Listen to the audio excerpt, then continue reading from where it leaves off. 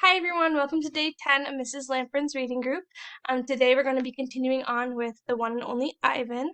We'll be reading pages 188 to 206. Remember that you need to do your Quizlet. That would be vocabulary set 4.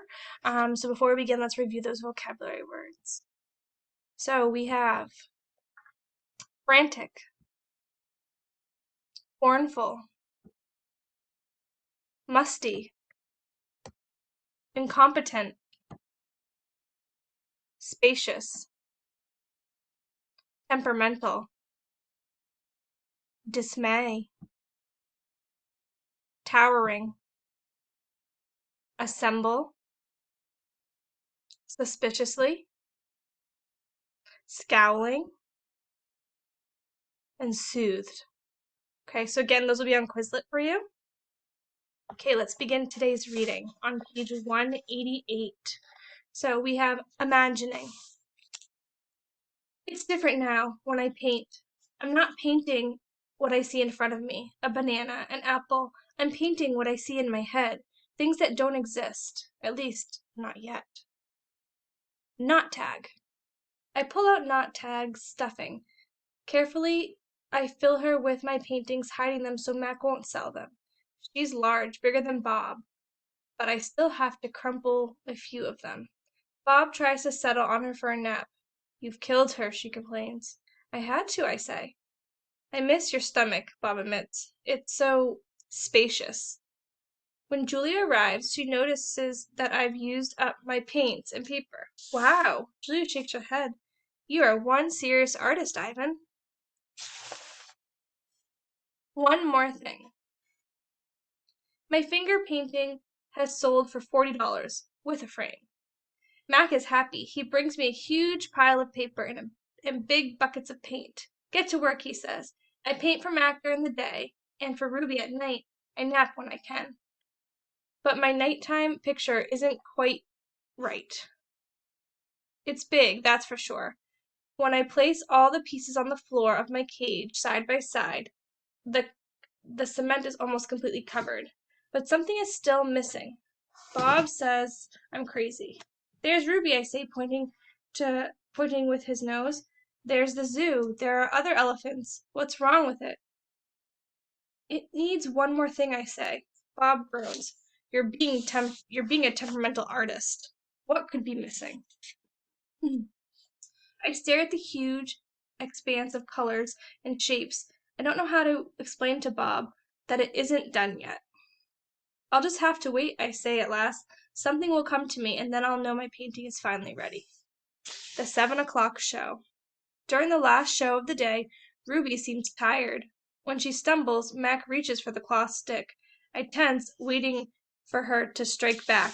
Ruby doesn't even flinch. She just keeps plodding along, and after a while, Snickers jumps onto her back. 12. I lie in my cage with Bob on my stomach. We are watching Julia do her homework. She doesn't seem to be enjoying it. I can tell because she is sighing more than usual. Again, for the 100th time, or maybe the 1,000th time, I wonder what I'm missing from my painting. And for the 100th time, or maybe the 1,000th, I don't have an answer. Dad, Julia says as George passes with a mop, can I ask you a question? May I? George corrects her. May I? Ask away. Julia glances down at the piece of paper. What is the difference between the word principal, Principal, and the one that's spelled principle, Principle? The first one is the head of a school, like Miss Garcia. The second one is a belief that helps you know what's right and wrong. He smiles. For example, it's against my principles to do my daughter's homework for her. Julia groans. What if I'm going to be an artist when I grow up? Why do I need to know how to spell? With a laugh, George heads off. Poor Julia, I think. Gorillas get by just fine without learning how to spell. All those endless letters, those sticks and circles and zigzags, filling up books and magazines, billboards and candy wrappers. Words. Humans love their words. I leap up. Bob goes flying straight into my pool. A word. You know how I feel about wet feet, Bob yells. He scrambles out of the water, shaking each foot in dismay. I look out my window at the billboard. I can still hear Mac's voice in my head. Come to the Exit 8 Big Top Mall and Video Arcade, home of the one and only Ivan, Mighty Silverback. I count to 12, and then I count again, just to be sure. I lay out 16 pieces of poster board. 4 down, 4 crossed. A perfect square. What are you up to? Bob demands. I'm guessing it doesn't involve sleep. It has to do with the billboard. That's signs. A monstrosity, particularly since I'm not featured. I grab my bucket of red paint. You're not on the billboard because you're not in the show, I point out. Technically, I don't even live here, Bob says with a sniff. I'm homeless by choice. I know, I'm just saying. I study the billboard, then I make 2 fat lines like broom handles. Another fat line connects them. I stand back. What do you think? What is it? No, wait, let me guess. A ladder. Not a ladder, I say. A letter. At least I think that's what they're called. I have to make 3 more. Bob cuddles up next to Knottag. Why? He asks, yawning. Because then I'll have a word, a very important word. I dip my finger into the paint. What word? Bob asks. Home. Bob closes his eyes. That's not so important, he says quietly. Nervous. Nervous, yes. All day long, I knuckle walk circles around my cage. I'm so nervous I can't nap. I can't even eat. Well, not very much anyways. I'm ready to show Julia what I've made. It has to be Julia. She's an artist. Surely she'll truly look at my painting. She won't notice the smudges and tears. She won't care if the pieces don't quite fit together. She'll see past all of that. Surely Julia will see what I've imagined. I watch Ruby trudge sullenly through the 4 o'clock show, and I wonder, what will happen if I fail? What if I can't make Julia understand? But of course, I know the answer. Nothing. Nothing will happen. Ruby will remain the main attraction at the Exit 8 Big Top Mall and Video Arcade, conveniently located off I-95, with shows at 2, 4, and 7, 365 days a year, year after year after year. Showing Julia. It's time to show my work.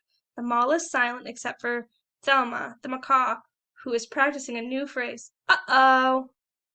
Julia is finishing her homework. George is sweeping outside. Mac has gone home for the night. I grab Knottag and carefully pull out the folded papers. So many paintings, page after page, piece after piece of my giant puzzle. I pound on my glass and Julia glances over. Fingers trembling, I hold up one of my paintings. It's brown and green, a corner piece. Julia smiles. I display another picture, and then another, and another, and another. Each one a tiny part of a whole. Julia looks confused. But what is it? She asks. She shrugs. It doesn't matter. It's pretty just as it is. Uh-oh, says Thelma. No, I think. No, it does matter.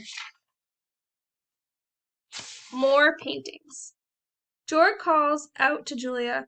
He's done for the night. Grab your backpack, he says. And hurry, it's late. Gotta go, Ivan, Julia says. Julia doesn't understand. I have to find the right pieces. I dig through the pile. They're here somewhere, I know.